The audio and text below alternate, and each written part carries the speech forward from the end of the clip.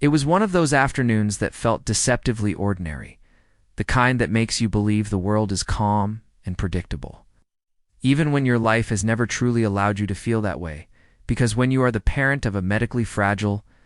child, normal is never really normal. It is just a fragile illusion that can shatter at any moment, and I had learned that lesson more times than I ever wanted to remember, yet that day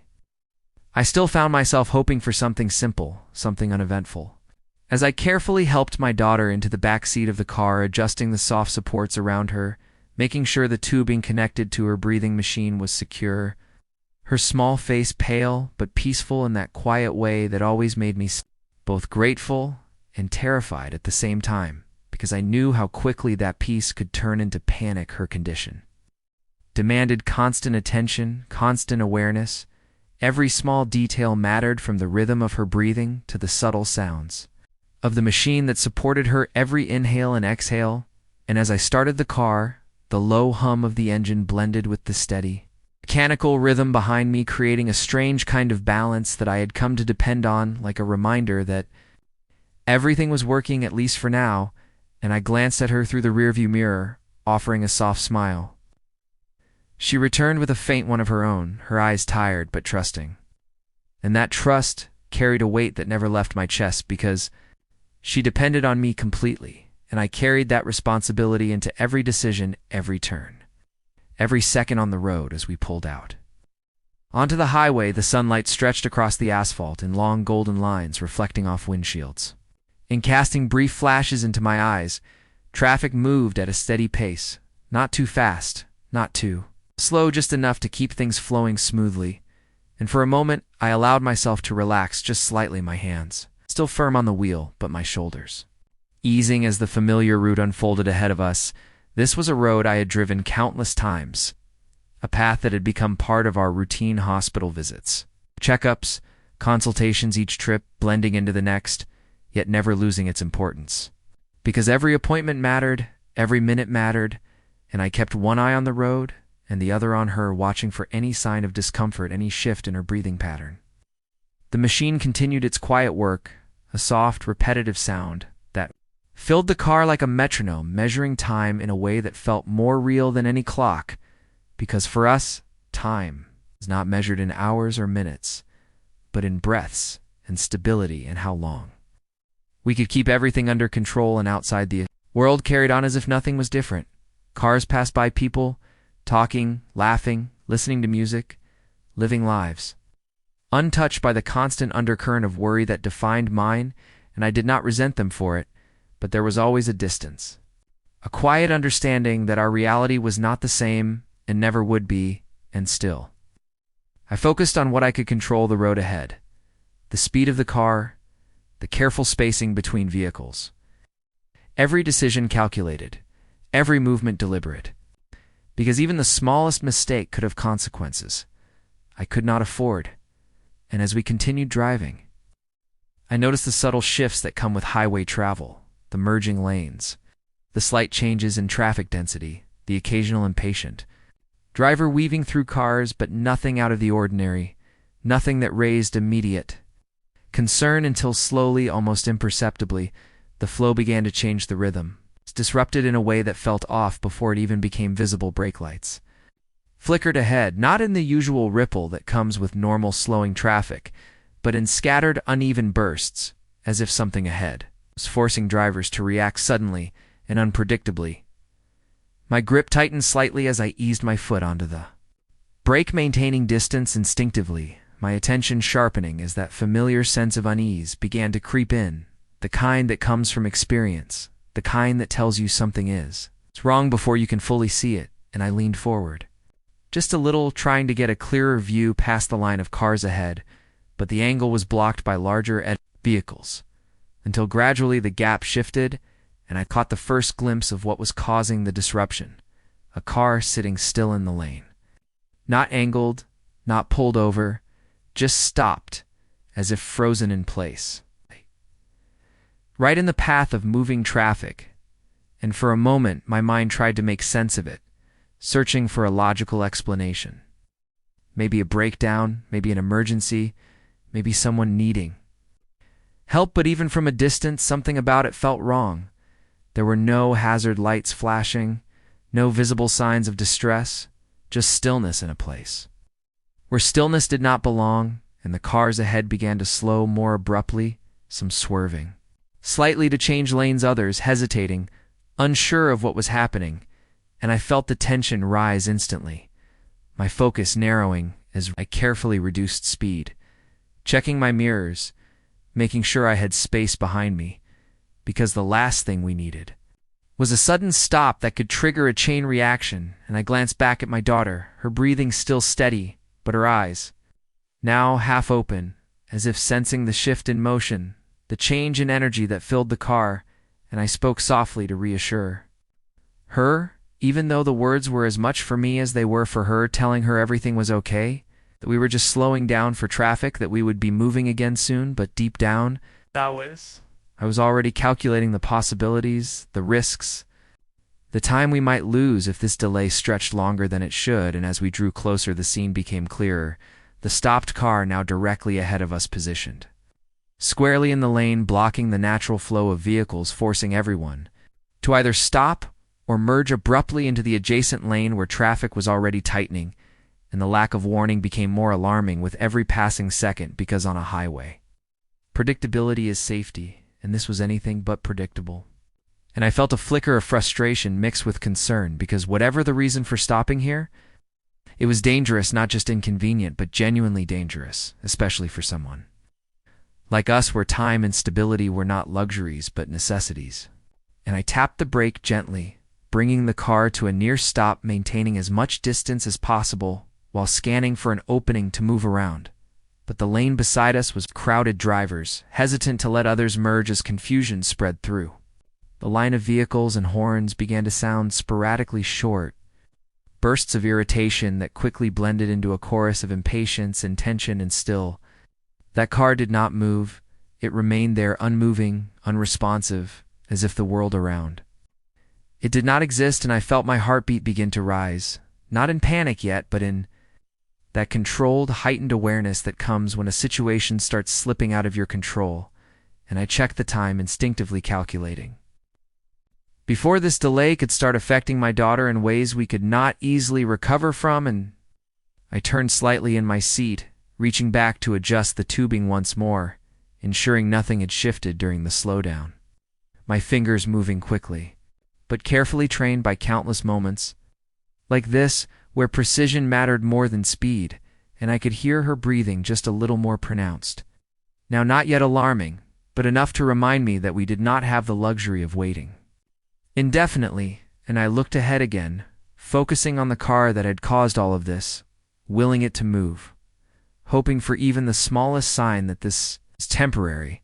that the driver would realize the disruption they were causing and correct it. But instead, the door opened, and a woman stepped out, her posture, upright, her expression unreadable at first glance, but lacking the urgency or distress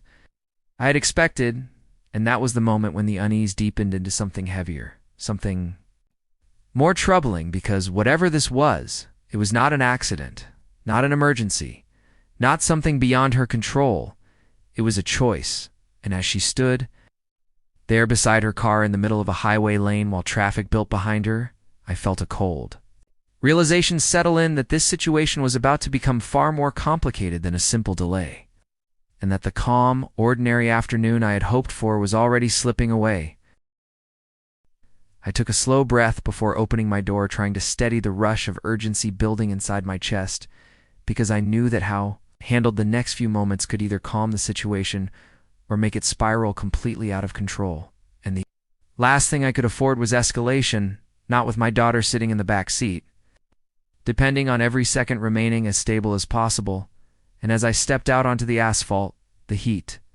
rising from the road hit me instantly, mixing with the growing tension in the air created by a line of vehicles now stretching far behind us, engines idling, drivers leaning forward in their seats, trying to understand what was happening, some already lifting their phones to record, others pressing their horns in short, impatient bursts that echoed across the highway like warnings that were being ignored. And I moved quickly but carefully toward the car blocking the lane, my eyes flicking back once toward my daughter through the window, her small figure framed by the medical equipment, the steady mechanical sound still present, but now louder in my mind, as if every beat of it was counting down time we could not afford to lose. And when I reached the woman, she was standing beside her. Vehicle,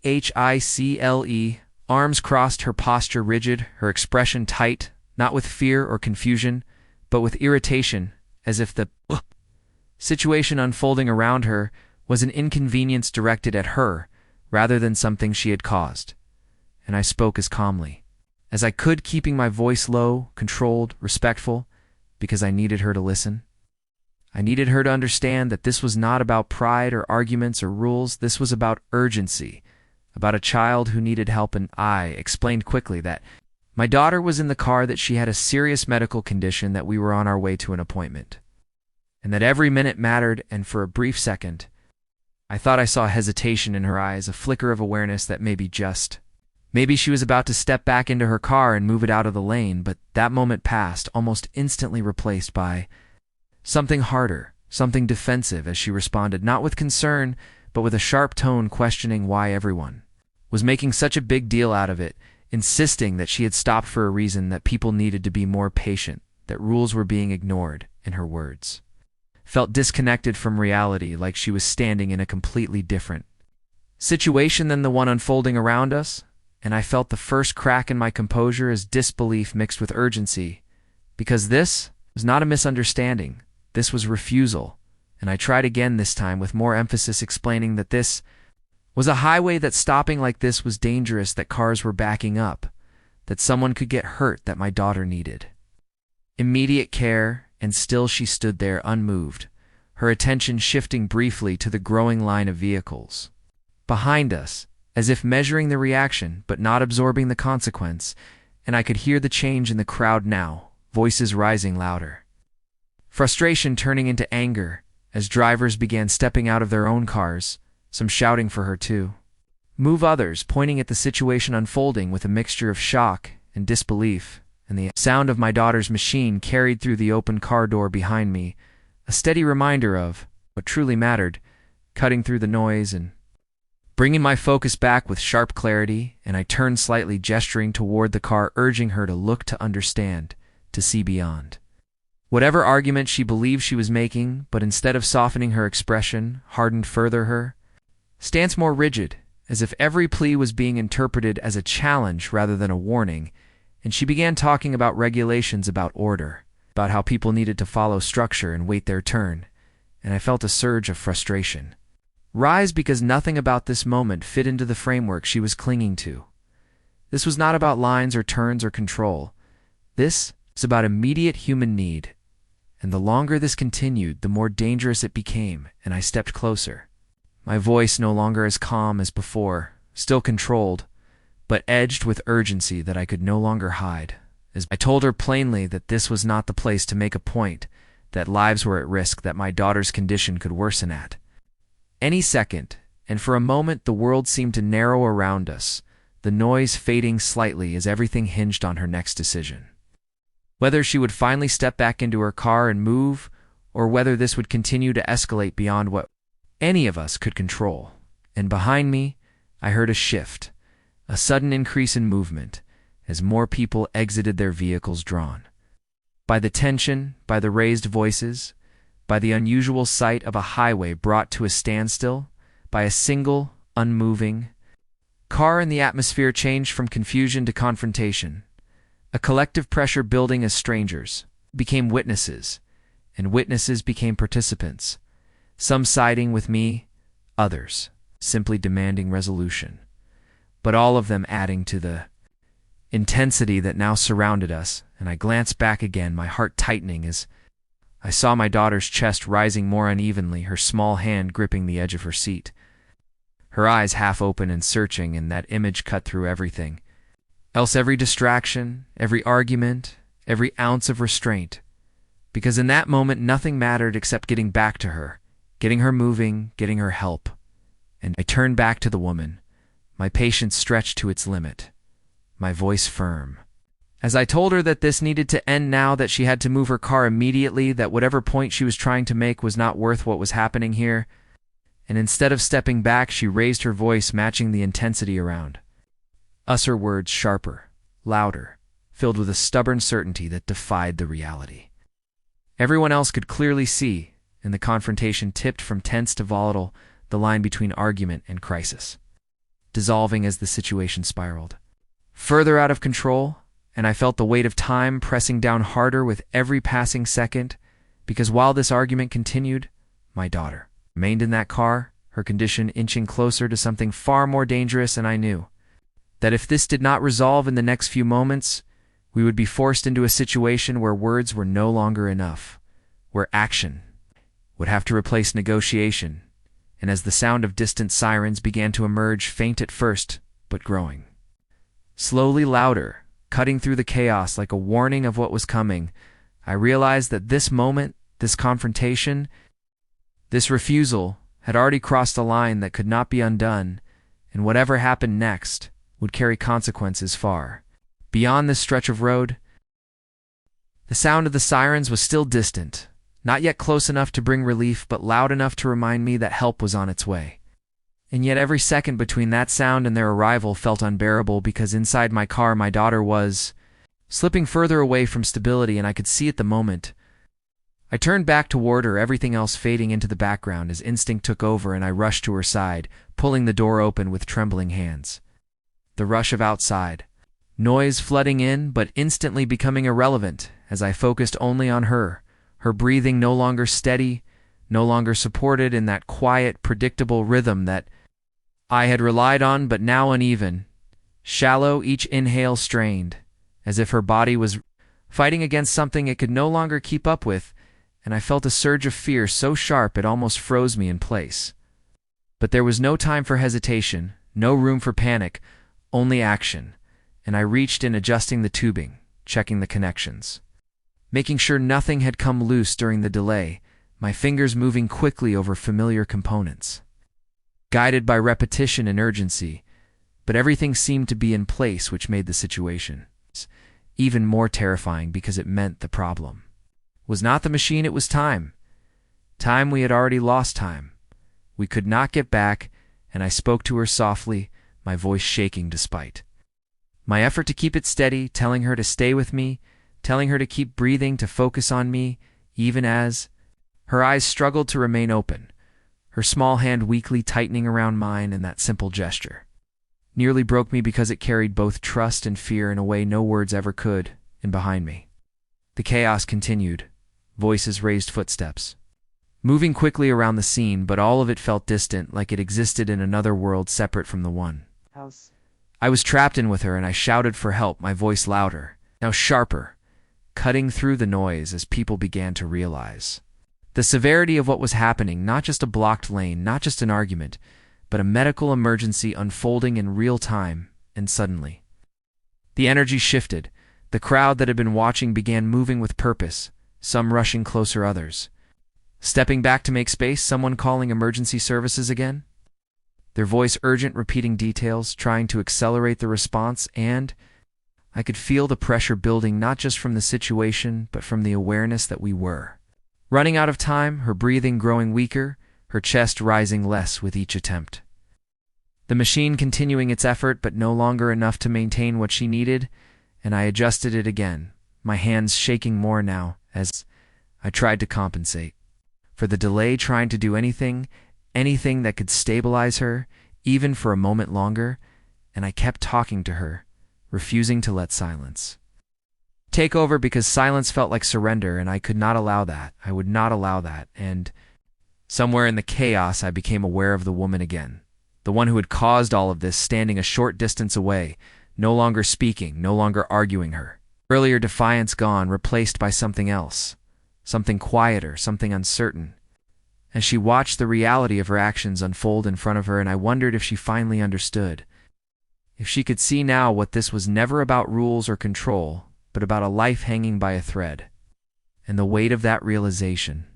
seemed to settle over the entire scene as the anger from the crowd shifted into something heavier, something more focused, some voices now directing frustration toward her, others urging space, urging calm, urging urgency of a different kind. And I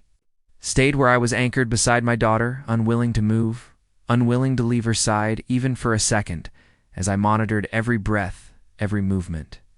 every sign that she was still fighting. And then finally the sirens grew louder, closer, cutting through everything else with a clarity that brought a surge of both relief and desperation, because they were here, but not yet here, not yet close enough to change. What was happening in those final seconds felt longer than anything I had ever experienced, stretching out painfully as if time itself was resisting the moment of intervention. And when the emergency vehicle finally came into view, pushing through the blocked traffic, forcing a path where none existed before, the sight of it was almost overwhelming, because it meant we were no longer alone in this fight. And as it came to a stop near us, paramedics jumped out, moving with speed and precision, their focus immediate, their expression serious as they approached, already assessing, already preparing. And I stepped back just enough to give them access, my hand still holding hers, until the last possible second before they took over their movements. Efficient, practiced, checking her vitals, adjusting the equipment, speaking in quick, clear instructions to each other, words that I could barely process, but trusted completely, because this was what they did, this was their purpose. And I answered their questions as best as I could, my voice unsteady but determined, giving them every detail they needed: her condition, the timeline, what had happened, how long we had been delayed, each answer feeling like a confession of time lost that could not be undone. And they worked quickly, stabilizing her as much as possible before preparing to move her onto the stretcher, the urgency in their actions confirming what I already knew, that this was critical, that we were right on the edge of something that could have gone very differently if even more time had passed. And as they lifted her, carefully securing her in place, I stayed close, refusing to lose contact even as they guided us toward the ambulance. The world around us becoming a blur of motion and sound, people stepping aside the road, finally clearing the obstacle removed.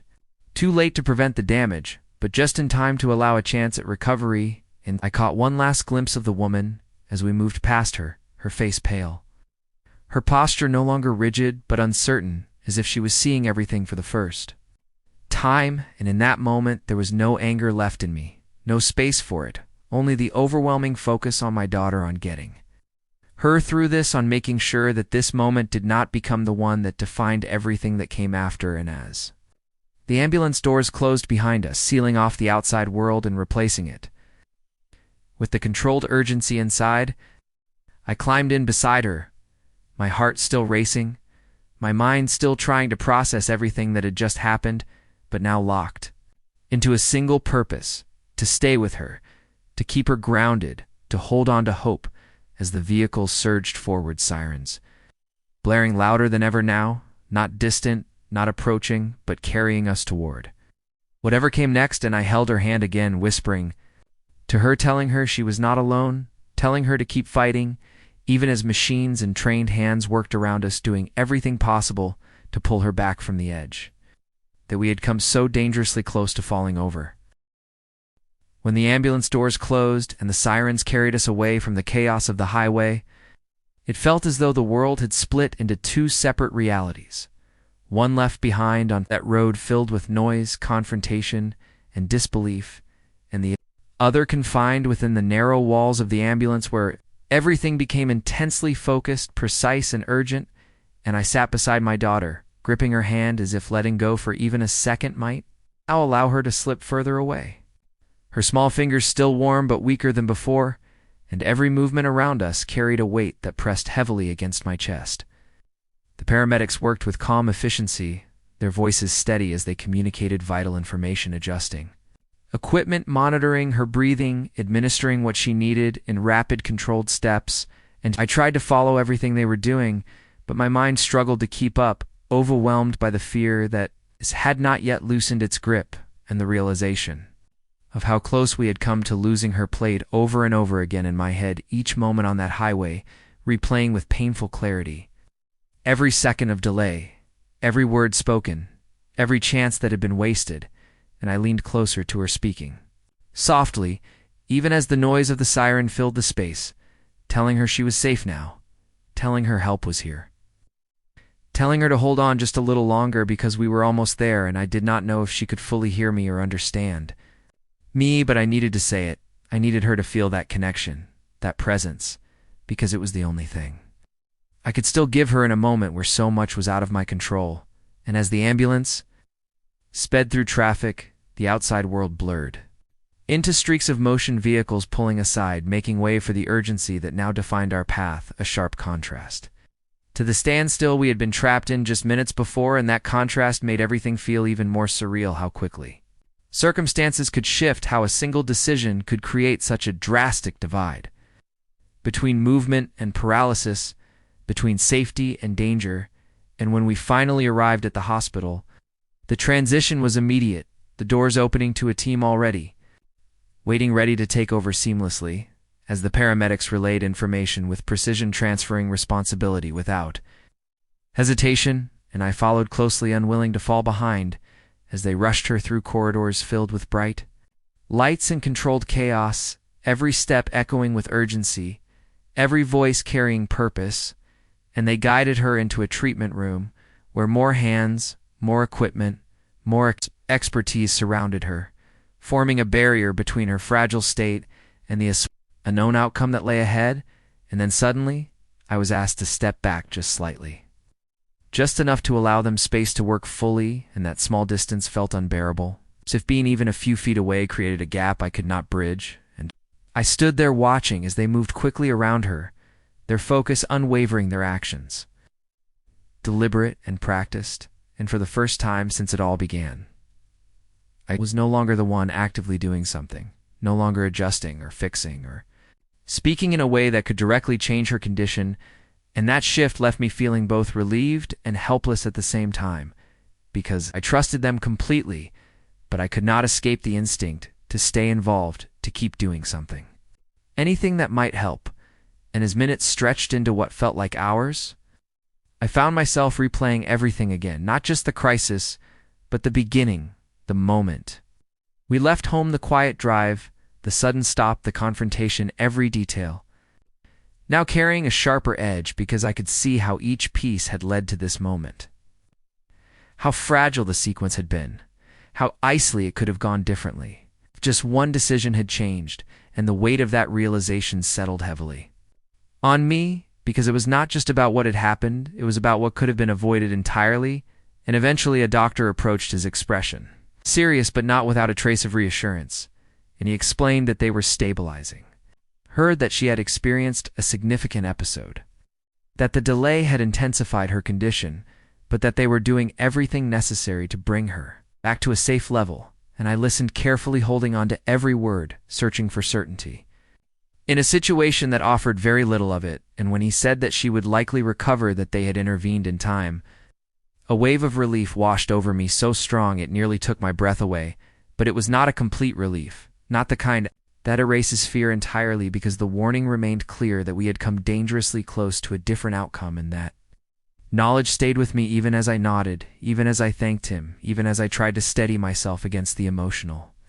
aftermath that was only beginning to unfold. And as time passed, the intensity in the room gradually lessened, the urgency shifting into careful monitoring, the rapid movements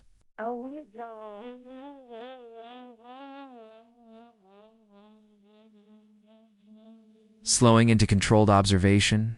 and I was finally allowed to move closer again, to stand beside her, to see her more clearly, to hear the steadier rhythm of her breathing, supported now in a way that felt more secure. And I reached for her hand again, holding it gently as I whispered to her that she had made it through, that she was safe, that she was stronger than anything that had tried to take her away from me. And outside that room, the story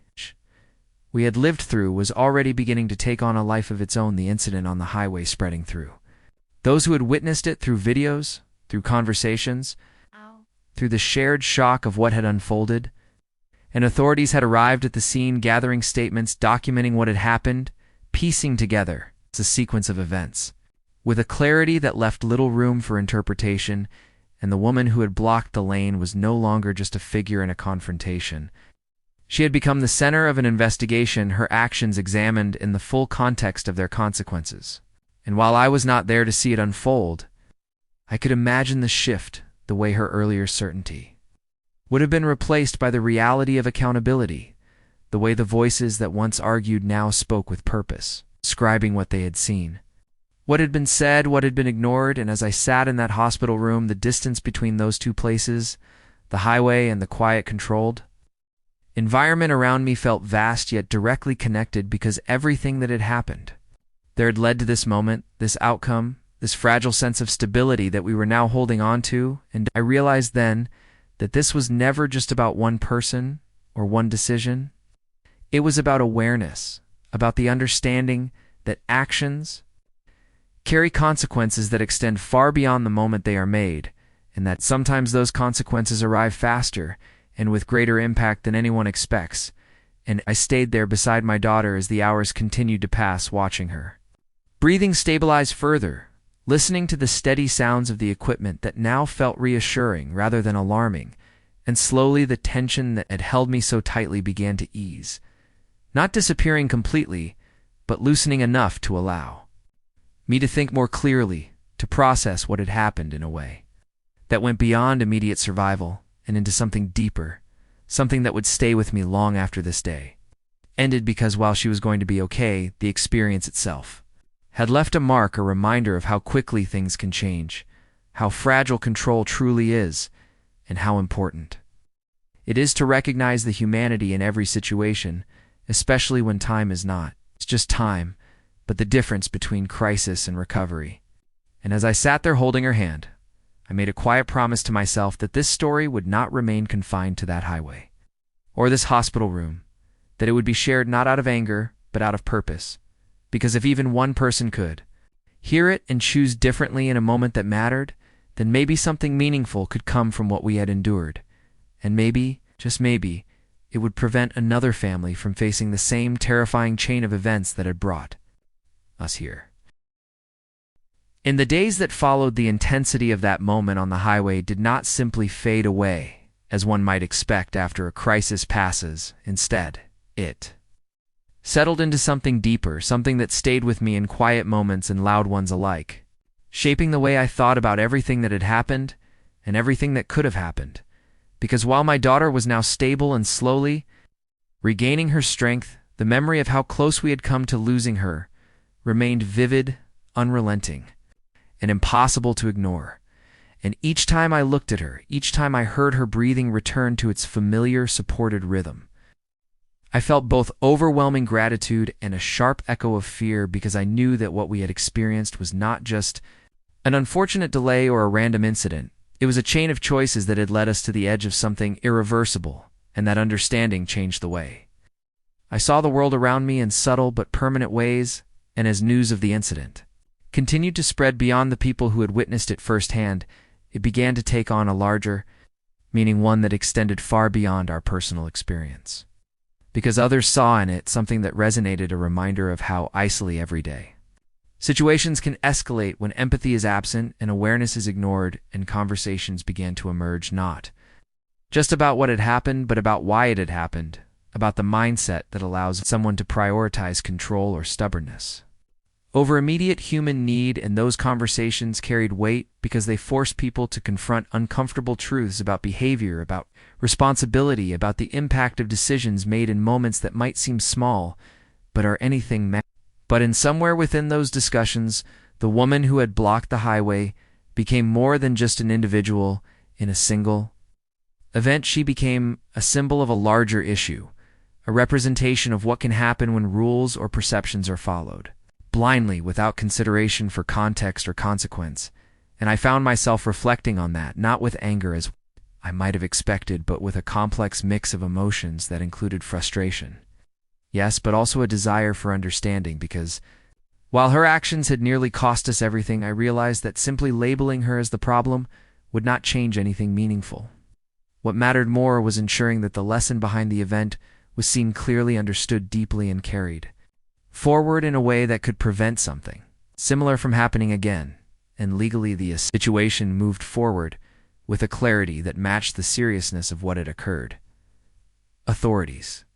gathered evidence, statements were reviewed, and the sequence of events was documented in detail. leaving little ambiguity about responsibility and the consequences that followed were not just procedural. They reflected the gravity of the risk that had been created, the recognition that stopping a vehicle in an active highway lane without cause had set into motion a situation that endangered not just one life but many. And while those outcomes unfolded through official channels, I remained focused on what mattered most to me, which was my daughter's recovery, her gradual return to stability, her quiet resilience that showed itself in small but meaningful ways each day, as she regained strength, as her breathing steadied, as her eyes opened with more clarity and awareness. And those moments grounded me, reminding me that despite everything we had endured, we were still here, we still had time, we still had the opportunity to move forward. In that realization became the foundation for how I chose to respond to what had happened, because I understood that I had a choice in how this story would be carried into the future. I could allow it to remain a moment defined by fear and anger, or I could shape it into something that held purpose, something that extended beyond us, and into the lives of others who might one day face a similar decision. It's a similar moment where they have the power to either help or harm without fully realizing it. And so, I began to share our experience, not in a way that sought sympathy or attention, but in a way that emphasized the reality of what we had lived through, the importance of awareness, the necessity of empathy, the understanding that every action taken in a shared space carries weight that extends beyond the individual making it. And as people listened, as they responded, as they reflected, I saw something shift. I saw a recognition in their reactions, a realization that this could have been any of them in that moment, either in my position or hers. And that awareness created something powerful, something that had the potential to influence behavior in ways that rules alone never could. And at home, life slowly began to return to a sense of routine. Though it was not the same routine we had before, because now there was an added layer of awareness, an unspoken understanding that every journey, every decision carried a deeper significance. And I found myself more attentive, more cautious, not out of fear, but out of a heightened sense of responsibility that had been reinforced by experience. And my daughter, too, in her own way, seemed to carry the memory, not in words but in the quiet way. She held onto my hand a little longer, the way her eyes searched for reassurance a little more often, and I responded in kind, offering that reassurance, consistently reminding her through actions and presence that she was safe, that we were moving forward, that what had happened did not define us, but it did shape us in ways that would make us stronger, more aware, more connected to the value of each moment we were given. And as time passed, the incident gradually became part of a larger narrative, one that continued to be shared, discussed, and remembered not as a fleeting event, but as a meaningful example of the impact of human choices. And I came to understand that while we cannot control everything that happens around us, we can influence what happens next through the way we respond, through the lessons we carry forward, and through the awareness we choose to maintain. And in that understanding, I found a sense of closure, not the kind that erases the past, but the kind that allows it to exist without overwhelming the present. And I looked at my daughter one evening as she rested peacefully, her breathing steady, her expression calm, and I felt a quiet certainty settle within me that we had made it through something that could have ended very differently. And that survival carried with it a responsibility to remember, to share, to act with empathy in every situation, no matter how small it might seem, because sometimes the smallest decisions are the ones that matter most. And as I sat there in that still moment, I realized that while the highway incident had been a turning point, it was not the end